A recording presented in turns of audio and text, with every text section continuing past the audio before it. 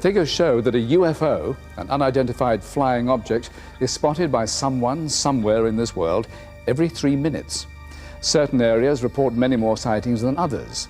There have been concentrations of sightings from the Australian bush to the Brazilian rainforests. But in the past few years, nowhere has had more UFO reports than a certain part of Scotland. In the skies around the town of Falkirk over the last couple of years, around 800 UFOs have been sighted. It's a phenomenon which has reached such proportions that anxious locals have called a public meeting. They want to know the truth. What's behind the sudden upsurge? There was a cloud in the sky, pretty low down, and a large revolving lights. Tended to sort of flare up and then dull down again, as if a light was turning towards me and then turning away again. Suddenly it started to move away, not very quickly, and then suddenly collapsed in on itself and disappeared. The fact remains, however, that UFOs are real. Of that there is no question, but it is what they are or represent that is the question. It would be totally foolish of mankind to sweep under the carpet all these UFO reports. Hundreds of people have phoned me regarding strange sightings in the sky. I know these people personally. I mean, they're not going to make stories up like this. I mean, they've actually faced a lot of ridicule and they've showed a lot of great courage coming forward and stating that they've seen something which nobody can define and nobody can give an answer for. Most sightings have been close by Falkirk in Bonnybridge. Once occupied by Romans, later known for its iron foundries, Bonnybridge now has a bizarre new claim to fame. It's been blitzed by UFOs. Ray and Kathy Prosek were driving along the motorway nearby. As they approached a viaduct spanning the road, they say they saw an object the size of a jumbo jet hovering above it. The back end was elliptical, and as we passed underneath it, I could see it was triangular in shape, and there was a light at each corner. We passed underneath the viaduct, and looking back, there, sitting on the other side, was another craft, and it looked like a mirror image, the way they were pointing towards each other. It didn't look like anything I'd ever seen before, so of course you automatically think, you know, UFO. Driving home to neighbouring Larbert, Neil Malcolm says he was followed by a ball of light. I got the fright of my life, really. I knew it wasn't anybody's headlights or anything because it lit up the full interior of the car. He rushed in to tell the rest of the family. As they went to look, Neil's wife Lorraine grabbed her video camera. And I zoomed in and I wasn't sure what I could see. I mean, you know what a helicopter and a plane looked like, it definitely wasn't anything like that. And I had to stop because it disappeared behind the building. Studies of the video have been unable to explain what it shows. Even experts like Malcolm Robinson, who's analysed reports of UFOs for 25 years, are baffled by the wave of sightings. We check with airports, we also check with the local police. And then you also check with meteorological stations to see any flights of weather balloons, etc. Some reports are misidentifications, obviously, of aircraft and the like, but this leaves us with a small residue which is highly unusual and which demand investigation. But the most puzzling UFO case in the area must be the one which happened in these woods near Livingston. It's a case that the police came to treat officially as assault by person or persons unknown. It happened to a forestry worker, Bob Taylor, who was out on patrol checking for stray sheep in the forest. It was a routine task, one he'd done countless times over the years he'd worked there. As usual, there were no sheep, but as he rounded a corner, he discovered something else. What the? It was a huge thing with a big round dome, a very dark grey colour, and it had a big flange going all the way around. I could see arms sticking out of this flange with what I took to be blades on the top. The two balls came out, two balls. I would think they'd be about 3 feet in diameter with about 6 spikes. And it came right up beside me, and I remember feeling a tug at that time, and that was it.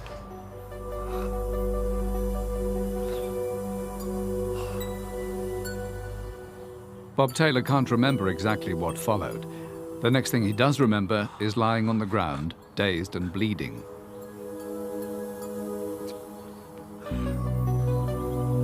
Unable to walk and in no condition to drive, he set off for help on his hands and knees.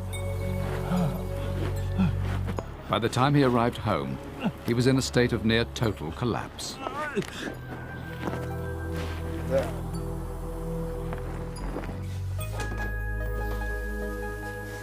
Bob, what happened to you? I'm needing a drink. I'll get you right. He looked quite shocked, and he was drained. He was right white, and his face was dirty. Was it the lorry? Did you have a crash? I was attacked. You were attacked? Aye. Whereabout? Oh, look at the state of your trousers, are all torn. And he said, I've been attacked. And I said, what with? And he said, a spaceship. And I said, oh, goodness me, there's no such a thing as a spaceship. I'm going to phone the doctor. You must have fell and hurt your head.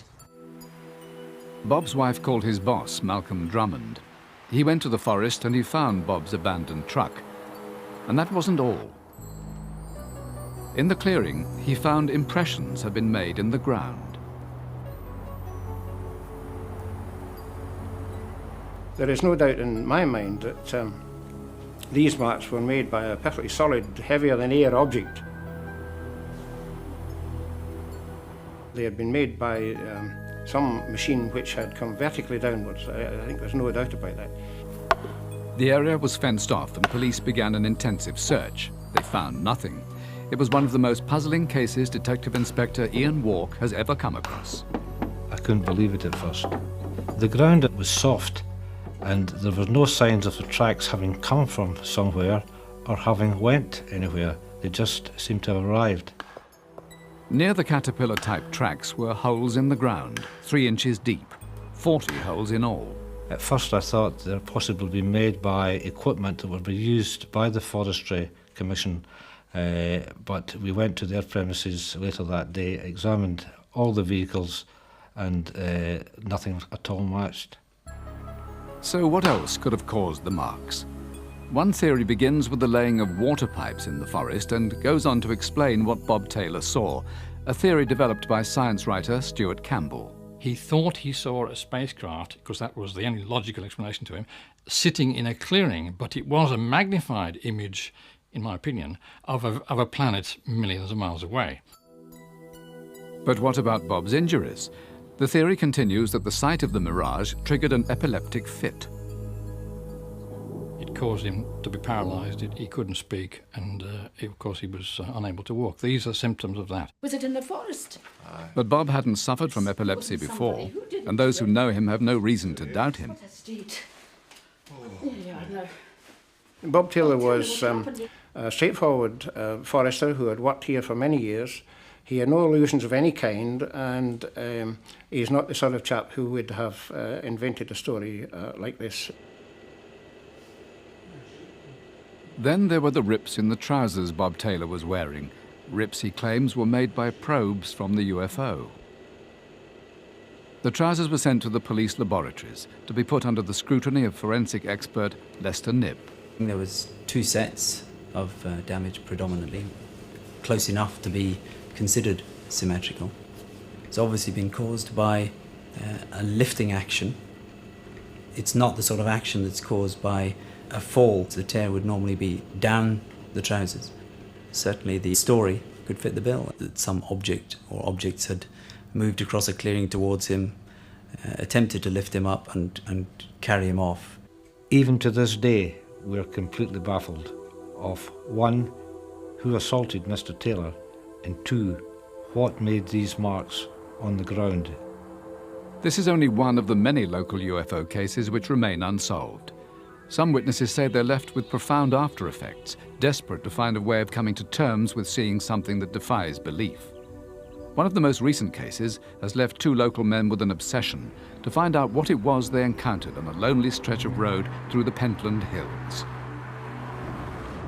We come back here quite often, looking about with our camera and that. I'm just interested to find out, to see if we can maybe see this again. The craft was bigger than the road. Me and Colin reckon that the craft was about 30 foot wide. We were both very frightened. It has sort of affected my life, seeing something like this. I've never seen nothing ever like it before. Since I've suffered from bad depression, which I never used to do, it's just always on my mind. I just want to know what happened that night. I didn't really believe in it, UFOs, but this experience has sort of changed my mind. The Scottish UFOs are affecting local people in another way. They're becoming a tourist attraction. A plaque has been put up where Bob Taylor claimed his close encounter in the forest, bringing visitors from near and possibly very far.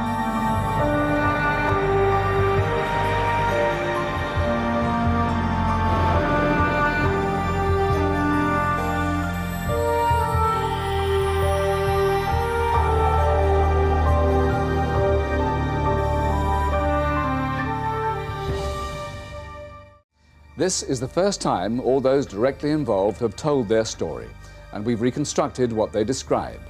American airmen stationed in Britain tell of events that would change their lives.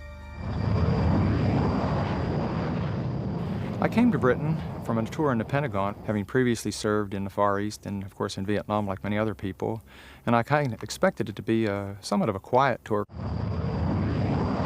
I was at the height of the Cold War, but we weren't directly involved like the bases in Europe. It was very laid back, not much happened, and you never expected much to happen, especially at Christmas time. Bentwaters and Woodbridge, twin military air bases in East Anglia. The 3 miles that divide them are filled by Rendlesham Forest.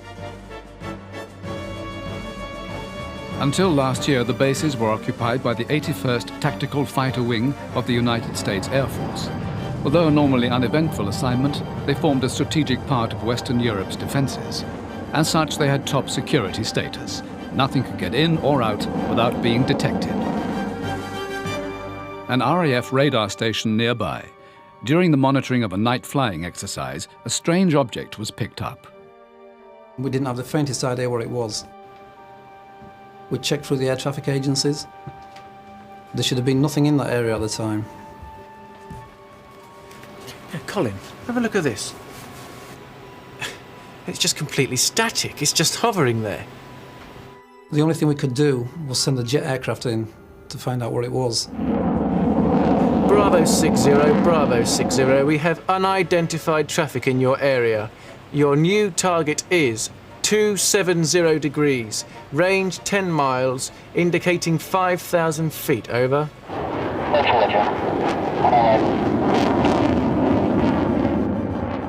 They got to within about a quarter of a mile, and the pilots suddenly started reporting that they could see a very bright light in the sky in front of them. I can see extremely bright lights. It's moving away, target accelerating away. Look at that thing go. Bravo 60, target is still in front of you. It's going straight up. Target going straight up, over. It was stationary on the screen, and then, in seconds, it moved off at a fantastic rate of speed. Within a space of 5 minutes, it was reaching 90,000 feet and higher, and we lost it off the top end of the radar scope. Target's accelerating too fast. We can't keep up with it. We're disengaging. The radar operators were mystified. There's nothing we have in this day that can perform those kind of manoeuvres. The pilots wouldn't be able to take it. You tell me what it was. Back on Woodbridge Base, near the East Gate, Airman John Burrows was on security patrol with a colleague. Stop the car. Look at that. Do you see that in the woods? There were strange lights out in the forest. To me, it almost looked like Christmas lights at first, a Christmas display. I'll open the gate. At that point, we looked at each other and we decided that we better go out and take a closer look because we weren't sure what we were dealing with. What we were looking at wasn't real. Those are no Christmas lights. Come on, let's get out of here. Airman Burrows and his colleague raced back to the gatehouse, where he contacted the security controller.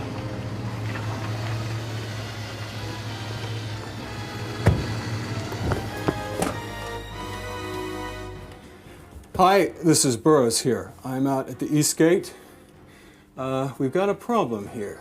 He had a lot of trouble believing what I was telling him because it was Christmas and I had played a lot of jokes on him before. I'm serious. This is not a joke. There's something out there. Eventually persuaded by the airman's tone, the controller contacted Sergeant Jim Peniston. Roger, Control. We're on our way over. I received a call from the control center to go on down to the East Gate and contact John Burrows. And I asked him what was the nature of the problem down there. And they said that they'd rather not tell me. They'd rather have me go down there and talk to the patrolman on scene. What is that? I don't know, and I don't want to know. Did you hear an explosion, John? It didn't crash. It landed. The first thing that came to mind is an aircraft crash. I've had at least 30 or 40 crashes that I have been to at that point in time, and that's definitely what I thought it was. I'm going to contact Control. Sergeant Peniston at the East Gate. I've got a possible aircraft down just beyond the perimeter. They notified me that they were tracking an unidentified bogey about 15 minutes ago, and they confirmed it with contact with Eastern Radar and Heathrow in London. And at the approximate location, about 5 miles off base, when they lost contact with it. Well, they registered it. They don't know what it is either. So, a plane or what? It was Christmas time, and there was no scheduled flying for that night. I had heard rumors that it possibly could have been a British exercise with ships and planes out at sea. Whatever it was, Sergeant Peniston knew they had to go and find out. I got permission to proceed off base to investigate. Following military rules, the Americans had to leave their weapons behind. One part of me wanted to go ahead and go out there and figure out what we were dealing with, and the other part of me was saying, no, you don't need to go out there, just go ahead, stay back at the gate where it's safe and you don't have to worry about what's going on. The men went through the forest towards the lights. This is as far as we go. It's out on foot now. I started to see a defined shape, and at that point is when I realized it wasn't an aircraft crash, a fire, or anything of that sort. The air was filled with electricity that you could feel it on your skin as we approached the object. You felt like you were moving in slow motion. Your hair on the back of your head was standing up. You felt like you had very little control over your body. Then they saw it. I wish I had my weapon because I felt totally defenseless. It was about the size of a tank. It was triangular in shape. Underneath the craft was a high-intensity white light emanating out of it, and it was bordered by red and blue lighting, alternating. When nothing happened, the men, deciding the object wasn't hostile, got up to take a closer look. On the upper left side of the craft was an inscription that measured 6 inches high of symbols. They looked familiar, but I couldn't ascertain why.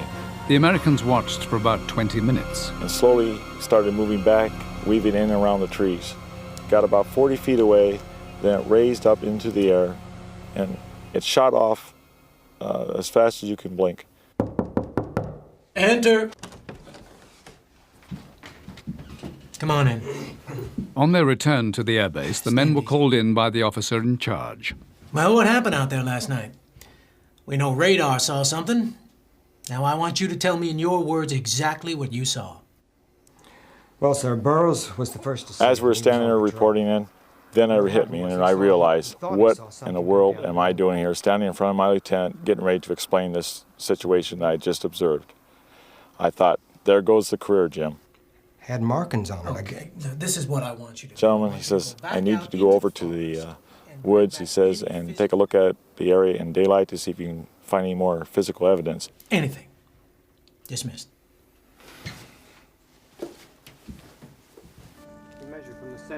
We found branches on the ground. We found indentations in the ground. The local Suffolk police went out too. An officer found the indentations but reported they'd been caused by animals burrowing. I asked him why, and he says because he's not going to put anything other than that in his report. We found that just totally absurd. The ground was frozen, and it was just impossible for that to happen. Then the airmen remembered that the object they'd seen was triangular. They measured the distance between the indentations and discovered that they formed a perfect triangle. The activities soon came to the attention of the Deputy Base Commander, Lieutenant Colonel Charles Holt. I was sure something had happened. There was obviously something. I certainly wasn't convinced it was a UFO, but I didn't know what it was. There was only one way to find out. Huge portable floodlights, known as light-alls, were rigged in the forest, ready for anything which might appear the next night. But as darkness fell, the light-alls began to malfunction. Lieutenant Colonel Holt was interrupted at a Christmas dinner. The duty flight lieutenant came in, and he was quite shaken and insisted upon speaking myself and the base commander about a matter of utmost urgency. He said, "It's back." And I said, "What's back?" And he said, "The UFO is back." I assembled a small team of experts, and we set off in the forest really to debunk it. About 30 men followed the lights into the forest, armed with special equipment, including a night vision scope, Geiger counter, and a tape recorder. Right, this way. I'm certainly glad we made the tape, because if we hadn't made the tape, even I would have trouble believing what happened that night. But would anyone else believe them? After the break, the actual tape of what the American airmen claim they met in Rendlesham Forest. It appears that he may be moving a little bit this way. It's brighter than it has been. Yellow. It's coming this way. Strange. It's definitely coming this way. True.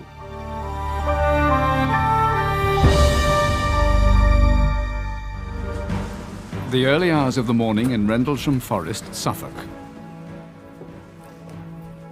Right, this way. Deputy Commander Lieutenant Colonel Charles Holt and 30 men of the United States Air Force are out to debunk claims of a UFO landing. Really time to put this thing to bed. I knew there was something there had to be something there, but I also was firmly convinced there was a logical explanation for what was going on. Portable floodlights, known as light-alls, positioned in the forest, mysteriously refused to work. It's very unusual to have a problem with a light-all. That night, the light-alls wouldn't work, even when they swapped out and got other ones from the base. In addition, we had problems with our radios. All 3 frequencies we were using were intermittent and did not work properly that night. But other equipment was working.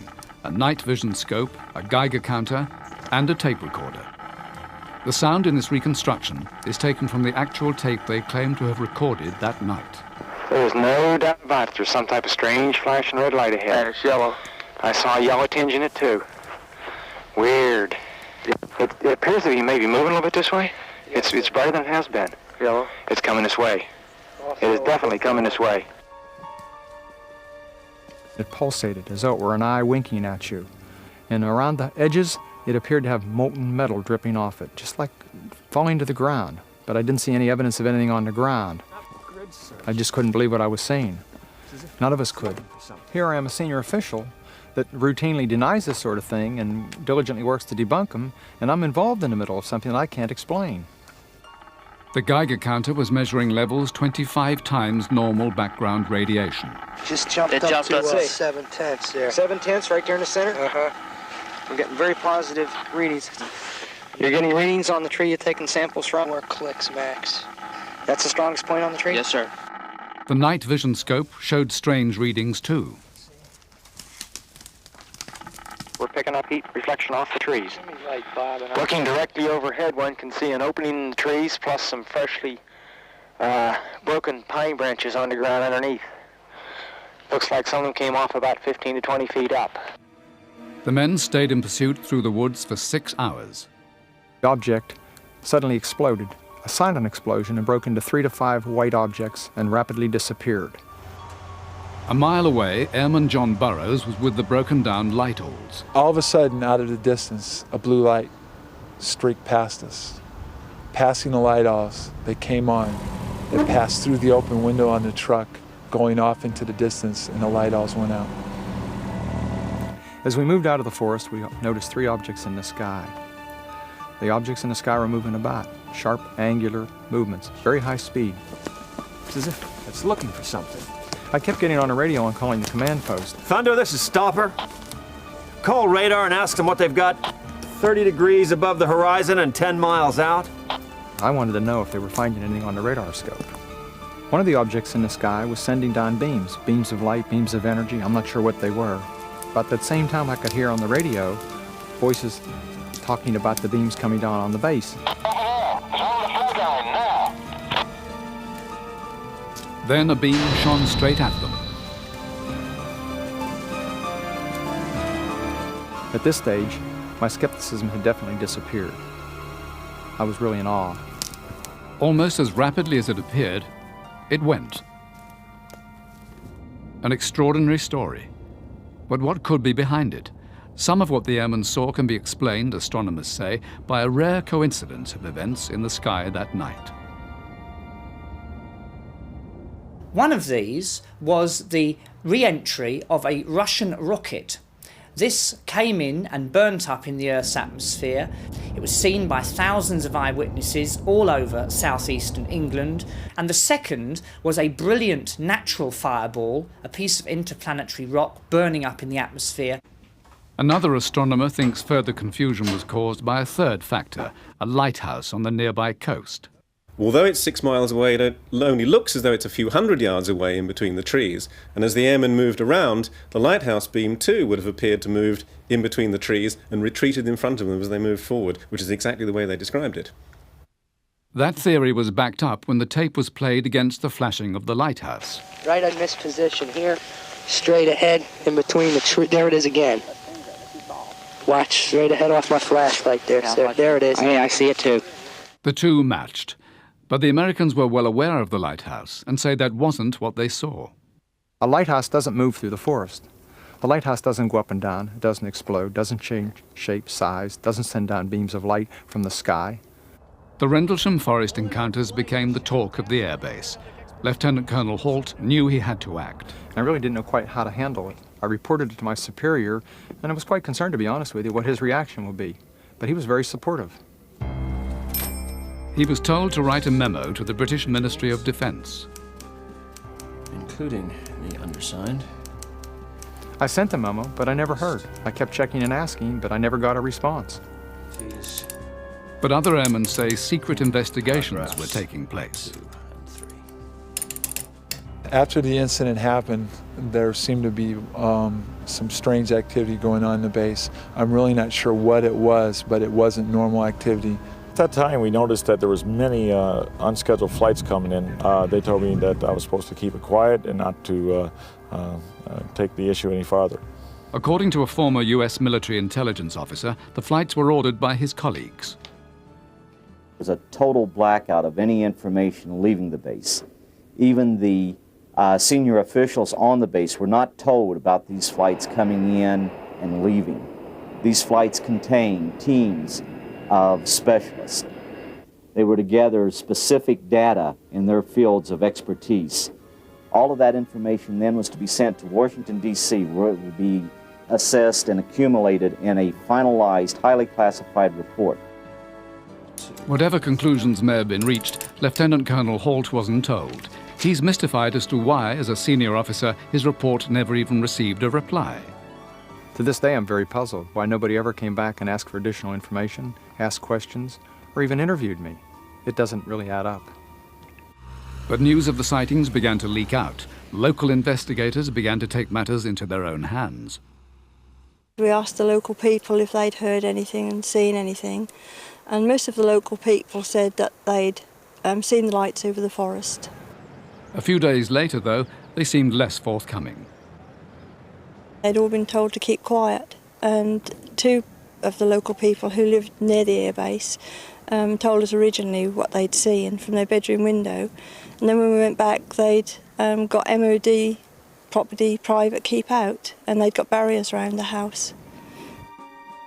The local investigators managed to get a copy from the US government of the Deputy Commander's memo. In Britain, it prompted a question in Parliament. I have seen the memorandum to which my honourable friend refers.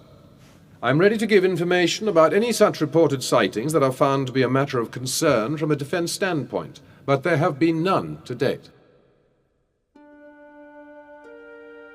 The case intrigued Lord Hill Norton, a former Chief of Staff at the Ministry of Defence. One can't help feeling that something is being concealed.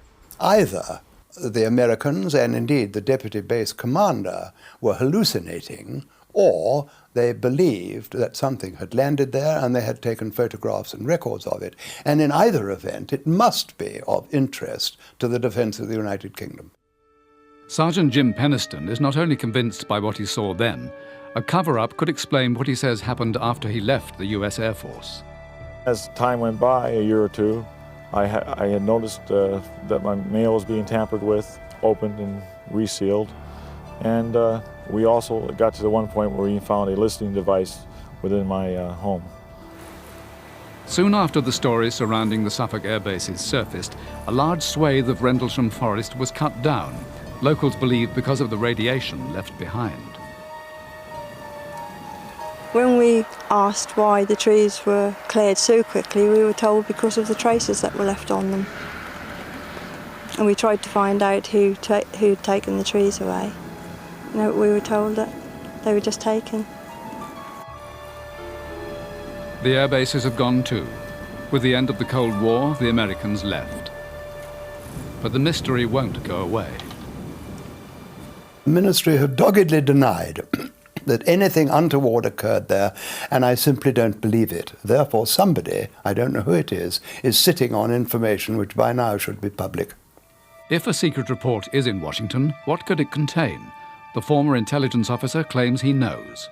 That finalized report concluded that real objects were seen, that these objects were a result of a highly evolved, advanced technology. The technology was so advanced that we cannot to this day replicate it. That there was an intelligence involved, and that intelligence did not originate on Earth. And according to the radar operator who first saw an object, it's far from being the only UFO incident. These things are being picked up by radar operators throughout the whole world, not just in Britain. And we're not told what they are, and we're not expected to ask questions about what they are. The Ministry of Defence admits they have more than 8,000 cases of UFOs on file. As for Lieutenant Colonel Charles Holt, although he never heard any more about his UFO report, it didn't, as he'd feared, damage his career. Soon afterwards, he was promoted from Deputy Commander to Commander of the airbase. Rather strange, you might think, if he'd been suspected of not telling the truth. We're going undercover now, but see you again soon. Good night.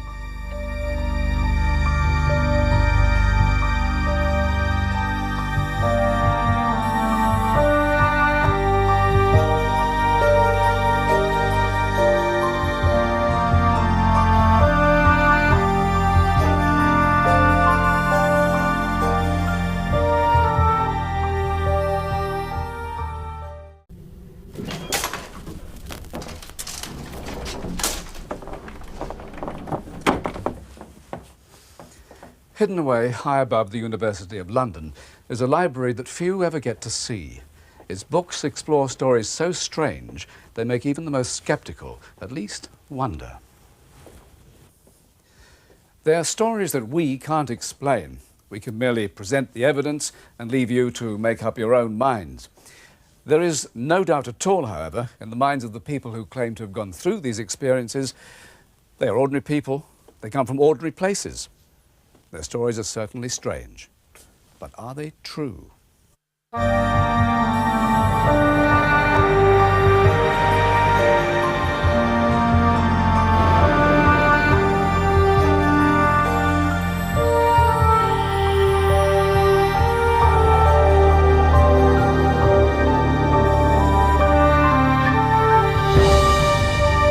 Meet Harry Price, psychic investigator. He spent a lifetime collecting all these books in his quest to explain the unexplained. When he died, he left them to the university, where they've continued to baffle the keenest brains around. The naked eye can see stars hundreds of light years away. The most powerful telescopes can see hundreds of millions of light years away. In all that space, is there even the remotest chance that there are life forms elsewhere in the universe which can reach us? And if there are, why would they choose to descend on one small town more than anywhere else? Todmorden, buried deep between windswept Pennine moorlands, obscure, isolated, and the epicenter of UFO activity in the British Isles. A tenth of sightings are around this town alone. Our story begins with a discovery in a coal yard which even now, more than 10 years on, remains a mystery. He's up there.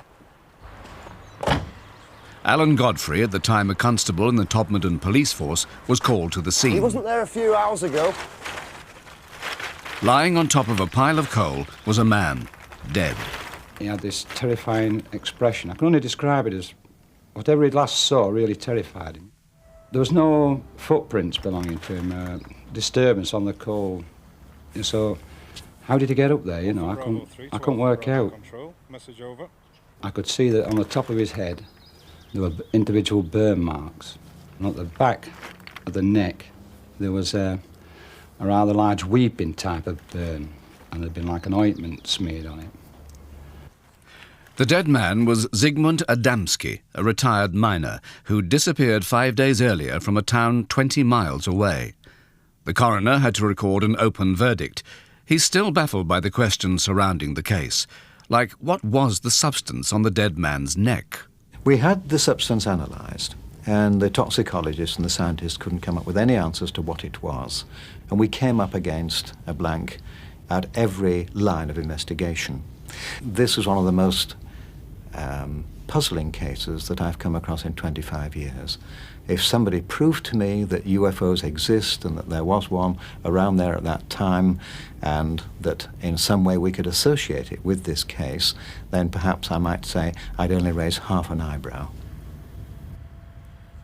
What strengthens the belief in a UFO link is that so many others have also seen things that simply defy explanation. On the moors above Todmorden, next to what's said to be the highest bus stop in Britain, is the Deerplay Inn. One night in 1989, the landlady awoke to see an amazing sight. Well, I never took UFOs seriously at all. Till one night my husband came into the bedroom and I was asleep, and he came in and said, "Come on, look at this, Val." And I came into the lounge and I saw this light behind that cottage there. It went right across the moor. It went about 50 miles an hour, came on the car park and lit the car park up like it was daylight. Absolutely, like daylight. I can't believe it. I just don't know. And my husband said to me, "Well, explain that," and I can't explain it. A few miles away, at about 7 o'clock one evening last August, Joanne Elledge, Sarah Wolfenden and Amy Connolly were out with friends. We're just walking up the road, along the road, and one of our friends said, "You know, what's that over there?" and jumped on the wall. So we just got on the wall and had a look, and it was just like behind us, just above the forest, and it just seemed to be hovering, and watched it for about 10 minutes. It was a saucer shape, it was oval, with red and green lights all around the bottom, and it was silent, it weren't making any noise at all. We couldn't believe that there was something there that weren't an aeroplane or a helicopter or anything like that. We knew it wasn't a normal aircraft or anything. Yeah, we just couldn't say anything, just kept watching that. Like grabbing hold of each other, what is it? We couldn't believe it. But the most extraordinary story must be that of Alan Godfrey, the policeman who made the find on the coal heap. 5 months later, he was on duty early one morning when there were reports of cows loose on a council estate. I've been sent to investigate this herd of cows. So I was driving up the road here, and I was going to turn right up Fernley Road there to the council estate when I could see in front of me up here this object. It looked to be completely blocking the road. As I get nearer and nearer towards this object, I could see that it wasn't quite what I was expecting to meet at 5 o'clock or whatever on a November morning in Todmorden. It was diamond-shaped. The bottom half of the object was spinning. It was hovering about 5 foot off the ground. You could see underneath it. It was about 20 feet wide, 14 feet high. Alpha Bravo 3 to Alpha Bravo Control. Message over. Try HQ. I tried that several times and it just didn't work. I just couldn't contact anybody. So I picked my clipboard up and I started drawing a sketch of it.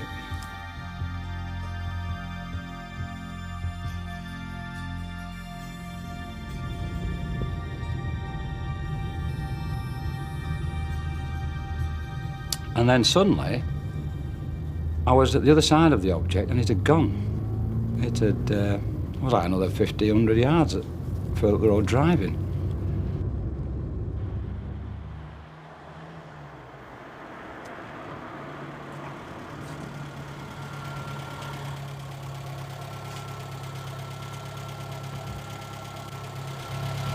What's up? You're not going to believe what I've just seen. What? Get in. Okay.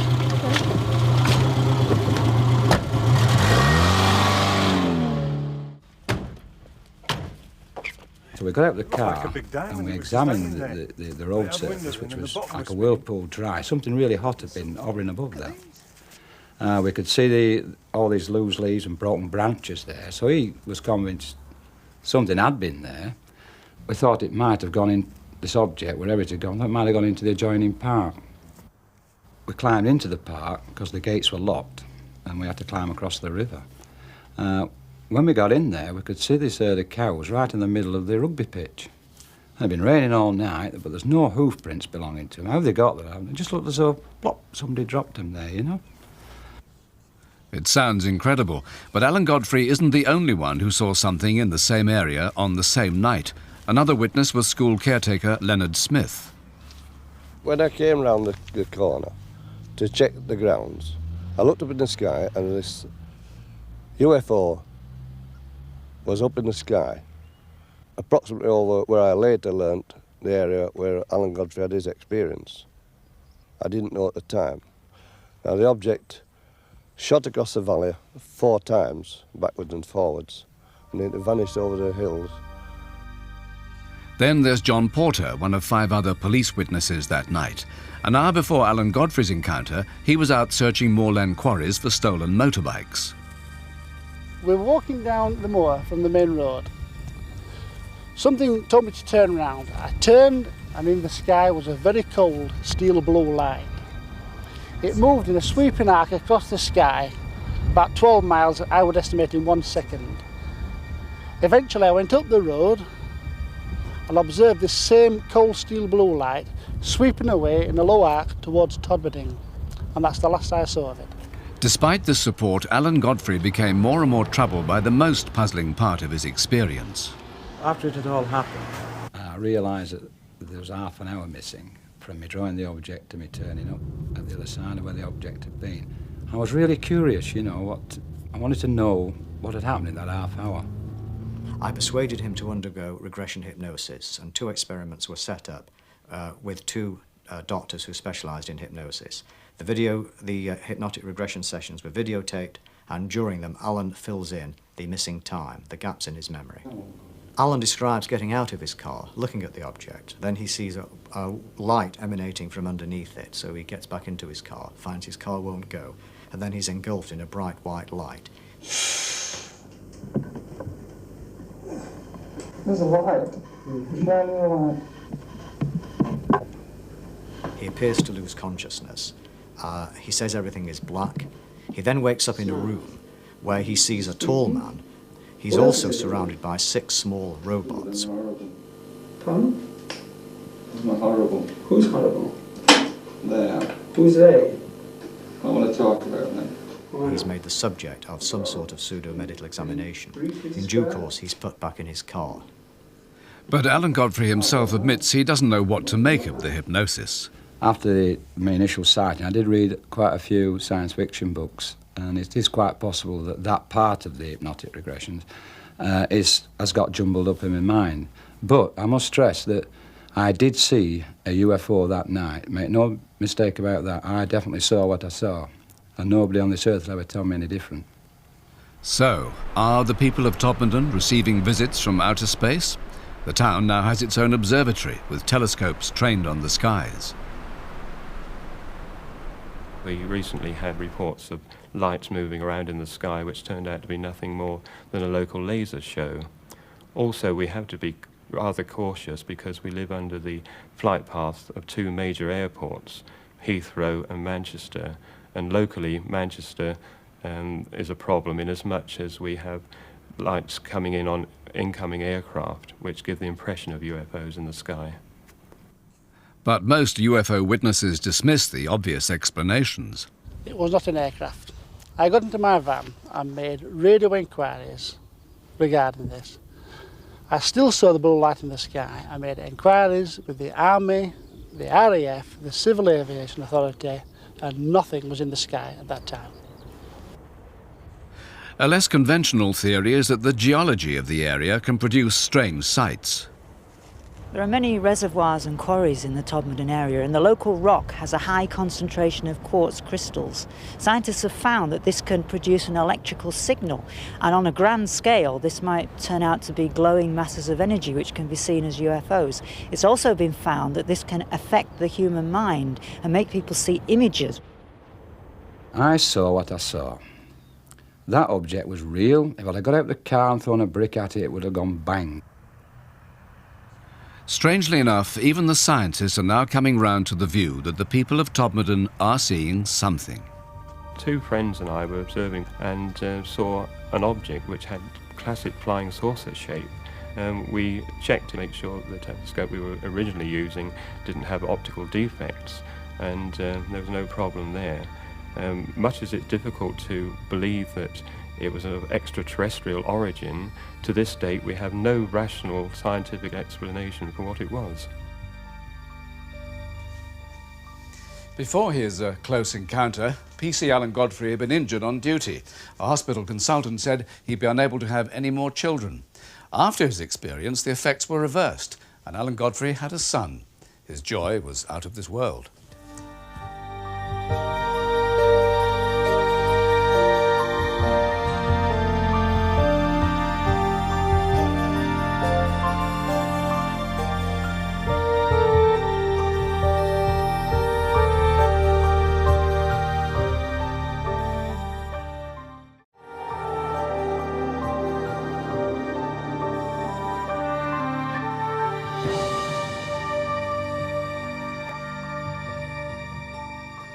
Good evening. For nearly 50 years, sightings of UFOs, unidentified flying objects, have provoked a mixture of excitement and derision. But amidst the ballyhoo, there is a small group of people whose testimony deserves to be taken seriously. They are the professional pilots, who are best placed literally to report and evaluate a UFO sighting. Tonight, serving pilots speak for the first time about UFOs they have seen and the pressures that prevented them from speaking out. There's no doubt they've all seen something. But what did they see? 065, 450 knots. For almost 50 years now, military and civil pilots have been reporting strange objects in the sky.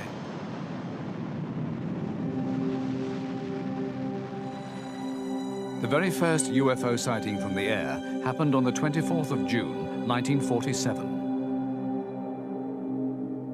A pilot with the United States Forest Service was out searching for a missing plane over the Cascade Mountains in Washington state.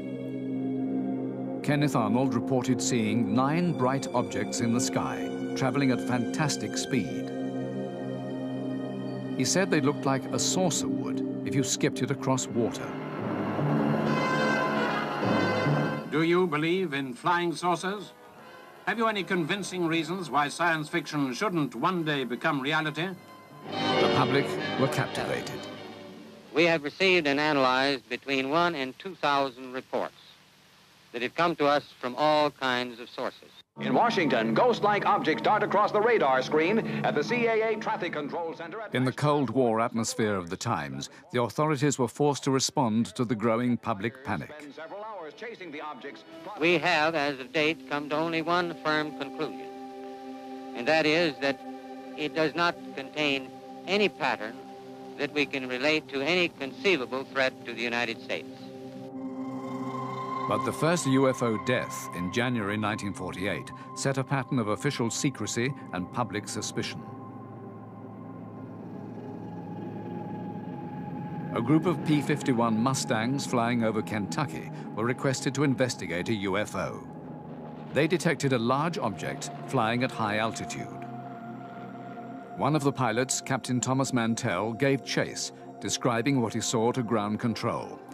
"It is a metallic object," he said, "tremendous in size. I'm going in for a better look." Minutes later, Mantell crashed. The problem was that they didn't actually know what had happened to Mantell. There was no obvious explanation. So they had to hastily put together the conclusion that what he'd seen was the planet Venus and that he'd been trying to forlornly chase that. But this seemed an unlikely mistake for an experienced fighter pilot. Everybody, for the time at least, accepted it until the doubts began to grow that if they were prepared not to tell the truth about that, what was it that they were trying to hide? And in many senses, that was a great mistake that they made because that instigated the claims of a cover-up. Britain, too, had its flying saucer reports. Winston Churchill wrote a memo about them. What, he wanted to know, did it all amount to? Once again, it was the evidence of pilots that provoked most concern to the authorities. Anything received from our own RAF pilots was examined with very great care. We're talking about very highly trained people whose job in life is to fly about the skies and not to be conned by optical illusions or clouds or whatever. So one had to take seriously what they were saying. There were several sightings by British pilots, but the authorities kept quiet about them. The Air Ministry would not have been keen to let it become public knowledge that some of our pilots had seen flying saucers. We had no explanation. One could imagine the kind of tabloid headlines there would have been. We didn't want it.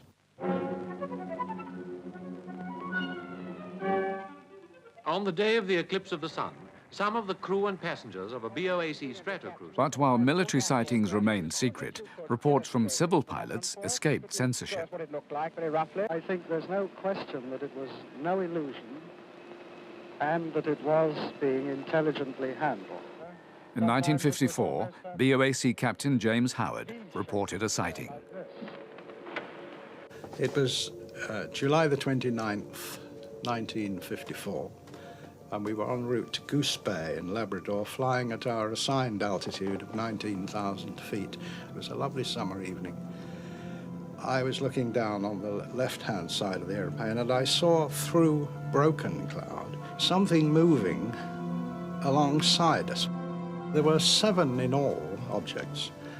There was one large one and 6 smaller ones. The big one also appeared to be changing its shape gradually, and it stayed with us, and the passengers became interested naturally, and in fact everybody was agog. We couldn't tell the passengers what it was because we just didn't know. Some were laughing about it and some were saying, oh, it's Martians have landed and silly things like that, but no one knew. By the 1960s, UFO sightings have become common amongst the general public. There were 100 sightings alone in the village of Warminster in 1967. How many people here tonight are afraid of the thing? How many of you? But the subject was no longer taken seriously. And I saw this brilliant object. It was quite low in the sky. As the idea of flying saucers became more and more absurd, pilots were deterred from reporting sightings for fear of being open to ridicule. But in recent years, new information and new scientific methods have begun to provide rational explanations for some of the sightings of the past. In the Mantell case, for instance, there was a cover-up. The US Navy hadn't told the US Air Force about Skyhook, a secret high-altitude balloon. Mantell died trying to fly too high. We know that what he saw was this gigantic balloon, which was at least 60,000 feet above the ground, at a height where Mantell's aircraft simply was incapable of going. This previously inexplicable UFO sighting was filmed in 1973 in Bedfordshire and witnessed by large numbers of people.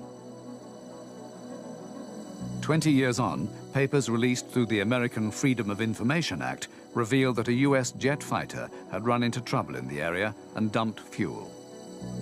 The fuel appears to have formed some kind of a ball of orange fire. It was exactly at the point where the cloud layers began. There was a particularly unusual meteorological circumstance that day, which therefore appears to have caused a ball of fire to literally bounce along in the wake of the aircraft across the tops of the clouds. And when it finally disappeared... And meteorologists have come up with an explanation for Captain Howard's sighting, a mirage brought on by rare atmospheric conditions. Just shrunk down until it was no more than just a speck. And Today's more rational climate is finally persuading pilots to come forward with their stories, like Graham Shepherd, who saw a UFO in 1967. Now, the senior captain we were flying with at the time, he advised us strongly that we shouldn't report it, we should make no mention of it at all. And at that time, way back in 1967, he said quite clearly to us that it would compromise our careers if we talked about it. He now speaks for the first time. We were flying from Scotland back to London, cruising at about 24,000 feet. The Preston radar controller at the time, he advised us that we had fast-moving opposite direction traffic in the airway, heading towards us at our 12 o'clock position, which was straight ahead. Now, of course, we looked out, three-man crew, we looked out, and into view almost immediately came a disc-shaped craft. The sun was shining on it. I was looking down on a disc about 30 feet diameter with a slightly raised center portion, no markings that I can remember, but it was shining in the sunlight. It was certainly metallic. Any high-speed airplane so close to us would have given us a bump. Now, the very curious thing about this very close approach is that it didn't leave a shock wave. What we've got nowadays can't match what we saw 17 years ago. Two former crewmates meet up for the first time since 1978, when they flew together on a Dan Air flight from London to Malta. They believe they had a close encounter and are telling their story for the first time on television. It was a beautiful day. It was 8/8 blue, absolutely gin clear. And as we looked out to the right and about at a 60-degree angle through the aircraft's cockpit roof, we saw this large spherical object, very bright circular object. I noticed next to it a couple of smaller ones. I pointed this out to the captain sitting next to me, and we both looked at it for a few seconds. And as we were watching it, they all disappeared in different directions at an incredible acceleration. I've spent quite a bit of time in the Air Force firing rockets and things like that and other weapons, but I've never seen anything accelerate as rapidly as this object. Many pilots who believe they've seen UFOs remark on the dramatic impact of the experience. Well, I've never seen anything like it in 25 years of flying now. It's the only time I've ever seen anything in the air that I couldn't explain. Up until this particular incident, I hadn't been a believer in UFOs. I thought it was all a figment of people's imaginations. But since that date, I must admit I'm a great believer. These recent accounts by pilots have not yet been closely analyzed. When they are, perfectly natural explanations may emerge. But air-to-air sightings remain the strongest UFO cases on record, and the most likely yet to yield up a story which might not be explained away. The most convincing UFO evidence would involve independent sightings by a number of pilots and confirmation by radar. There is one such case. It's called the Kaikoura incident.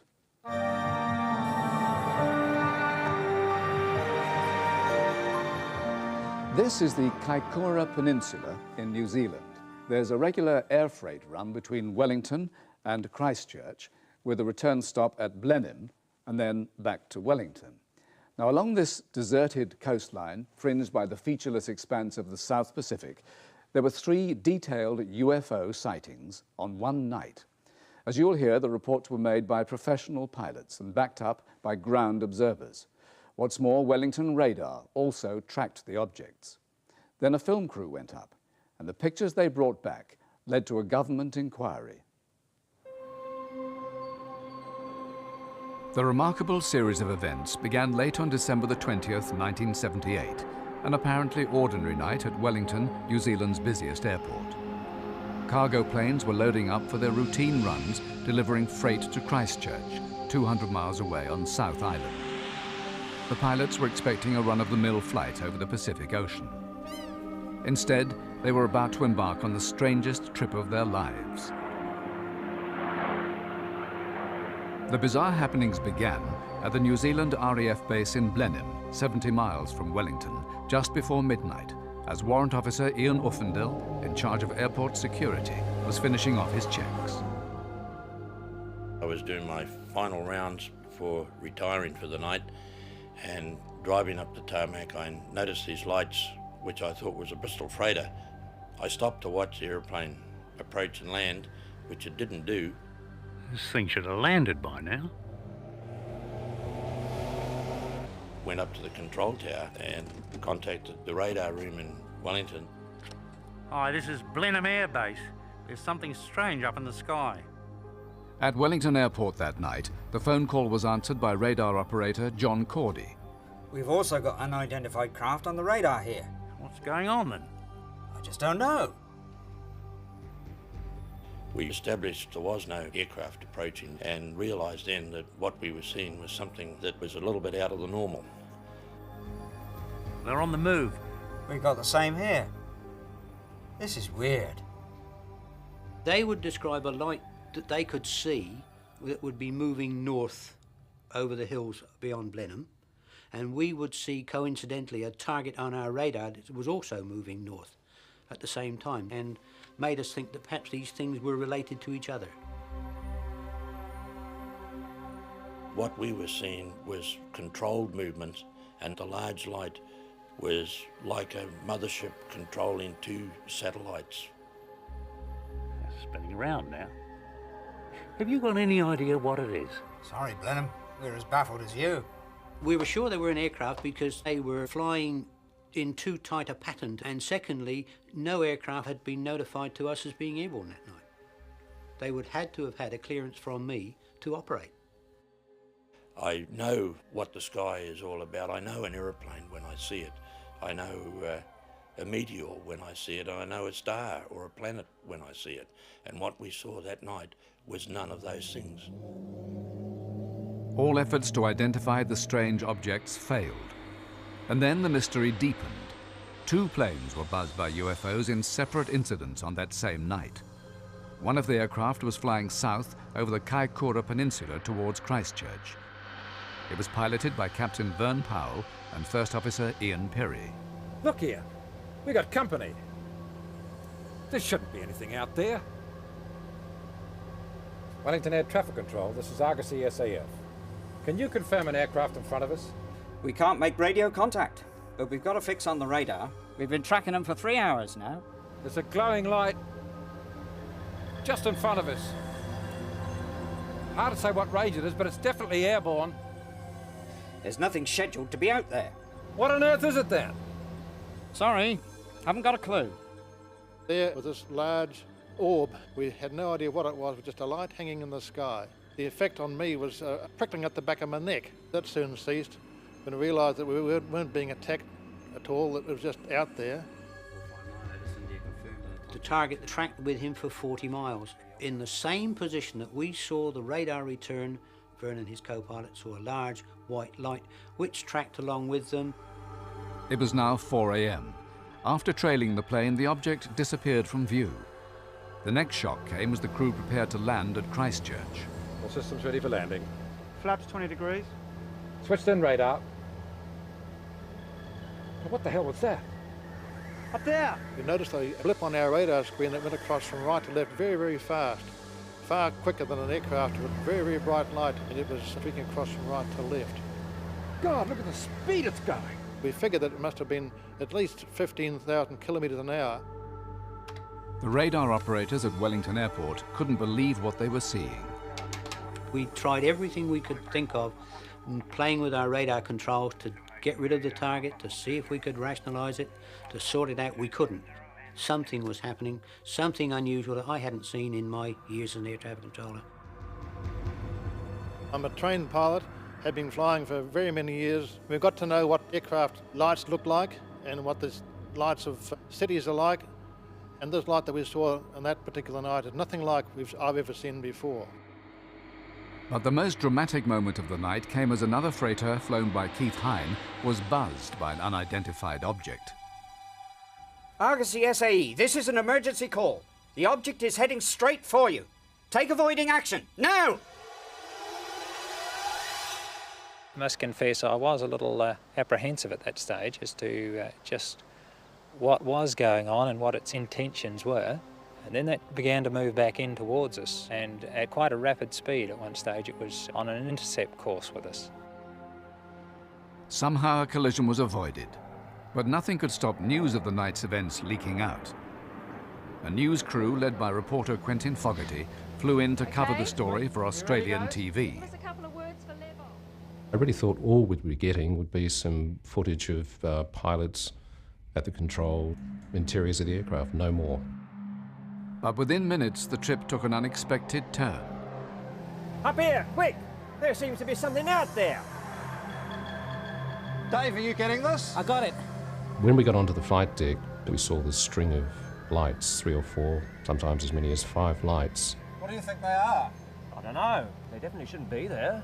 It started as a small pinpoint of light, and then they'd grow into this large, pulsating globe with sort of tinges of red and orange. And they would sort of keep that shape for a short time, then would go right down again to a little pinpoint. This is amazing! I just sort of sat there transfixed, and then I thought, hold on, I'm up here doing a job, I'm a journalist, so I started doing just a wild commentary onto tape. Myra, are you ready? And David was doing his best to film. Dave, you stay on it. Okay. The people in the aeroplane were seeing lights in the sky where the radar was reporting. There was the same correlation between radar target and nocturnal light that was present on the previous occasion. The strange light show ended after 15 minutes, and soon after the plane touched down safely in Christchurch. The freight was unloaded, but the crew still had to face the return journey to Wellington. Quentin? I'm sorry to let you down, but I don't want to go back on the return flight. What? I don't believe in little green men or spaceships or anything like that, but that night there was something out there. I know it's unprofessional, but that's the way I feel. I could understand that she didn't want to go back, and I must admit that even I was a little bit apprehensive about getting back on, but it was such a unique opportunity. And the rest of the film crew was in for another surprise shortly after takeoff. I thought that whatever we'd seen wouldn't possibly be hanging around anymore, but we'd just taken off, and we were summoned to get up onto the flight deck. Quentin! Whatever's out there is back. There out to the starboard side was this great white bright light. That was the object that features mostly on the film, and that was the one that was analysed. We were told later it was about the size of a house. I had a very good view of it. Just a very bright light, and it seemed to change shape. Every so many seconds on the film there was a red ring went round this object, went choo. As the plane was coming north, once again, when it was in range of Wellington radar, there was correlation, good correlation between what the radar was seeing and telling the airplane was near them and what the airplane was seeing out the windows. What's going on? We're turning to face the thing. We want to find out a little bit more about it. Look, it's moving with us.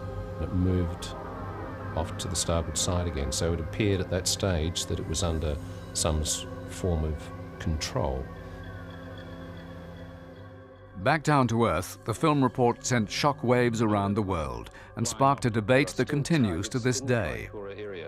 Skeptics claim the images came from everyday objects on the ground, in the sky, or out at sea. It may well be that there are some unidentified lights on this film. I suspect that's probably the case. But equally, I suspect that the majority of the images on this film probably do have a conventional explanation of one kind or another. An investigation by the New Zealand authorities suggested the objects could have been fishing lights from squid boats, planets, or even moonlight reflecting off fields of cabbages. But all the witnesses are adamant none of these explanations add up. It certainly wasn't a squid boat. I never seen one on 13,000 feet up in the air anyway. Venus hadn't risen, so I don't know what it was. The aircrew could have seen the light reflected from cabbages, but I've never known cabbages reflect on a radar screen before. And certainly, I'd like to know who was growing cabbages 20 miles out to the southeast of Wellington, well over the sea. I know what Venus looks like, I know what planets look like and stars look like, and it was definitely none of those things. So what did all those witnesses see back in 1978? I wish I did know what I saw, but I've got no idea. I can only tell you I saw targets on my radar that I can't explain. I believe that the only logical explanation is that it didn't come from the planet Earth. They were unidentified flying objects. Things from outer space? I don't know. Does anyone? Look outside on a starry night, and if you say we're the only ones alive in this universe, I'll call you the biggest egotist ever.